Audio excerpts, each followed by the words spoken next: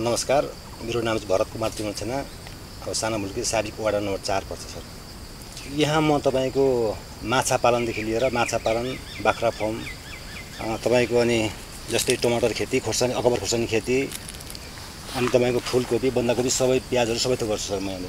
तपाईको यो सुरुमा त तपाईको सब मैले थालेको लगभग 8-10 वर्ष जस्तो भइसक्यो। तपाईको यसको श्रेय चाहिँ रामप्रसाद गाउँपालिका वार्ड नम्बर 3 कपडाको श्री रामु थापा मगरज्यू मेरो आत्मीय साथी पनि हो। उहाँको मार्गनिर्देशन अनुसार म तपाईको विदेश जानको लागि काठमाडौँ 2 दिनबाट धाएँ। उहाँले भन्नुभयो खोर्सानी रोप्नु, यसो गर्नु भनेर उहाँले जुन सिकाउनु भयो उहाँले अनुसार गर्न भनेको मैले गर्न लागेँ। 25 बोट खोर्सानी ल्याएर मैले रोप्दाखेरि तपाईको 25,000 बेचेँ मैले। अनि उहाँले जुन सर्वप्रथम त उहाँलाई मैले मुरीमुरी धन्यवाद दिनुपर्छ। उहाँलाई जुन एउटा मेरो गुरु नै हो, उहाँलाई म गुरु नै मान्छु। र मैले उहाँकै जुन उहाँले मलाई बाटो देखाउनु भयो त्यही बाटो मैले अवलम्बन गरिरहेको छु सर अहिलेसम्म। र मेरो लागि त्यति जीवनयापन गर्न त्यति असहज पनि लागेको छैन अहिलेसम्म, त्यस्तो महसुस गरेको छैन मैले। तपाईँको मैले भेटनरी जस्तै एउटा कार्यालयबाट तपाईँको 50% अनुदानमा पनि पाइरहेको छु।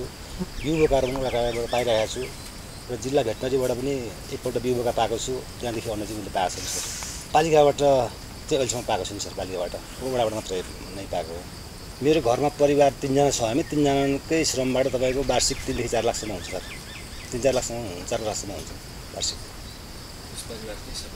हामी 2टा छोराहरू बाहिर छन्, यता विराटनगर बस्छन्। बुहारी अनि श्रीमती 3 जना छौँ हामी। त्यो फर्म पनि हामीले चलाइरहेका छौँ, माछा पालन गरिरहेका छौँ, सबै सागसब्जी पनि छ। हामी 3 जनाले गरिरहेका छौँ। आवश्यक पर्दा ज्याला मजदुरी मान्छे पनि लगाउँछौँ, 2 जना। उनीहरू दिनको 500 दिएर लगाउँछौँ। मान्छे तपाईँको यो सामान भएको बेलामा बोकेर लाने माथि बजार लानको लागि पनि मान्छे ज्याला मजदुर लगाउँछौँ। नभए हामी आफैले घरबेली गर्छौँ। जस्तै तपाईँको म अझै 2-4वटा पोखरी चाहिँ खेतमा खनेर माछा पाल्न अझ राम्रो मलाई सोख छ। त्यो भएकोले हुन त ओडाले पनि सम्पूर्ण सहयोग त गरिरहेकै छ। आशा त अब तपाईँको हुनेसम्म ओडाले दिइरहेको छ। र पनि पालिकाले पनि केही सहयोग गरेदेखि 2-4 माछा पोखरी खन्दा माछा मात्रै पाल्ने योजना गर्न चाहन्छ, त्यस्तो आशा छ।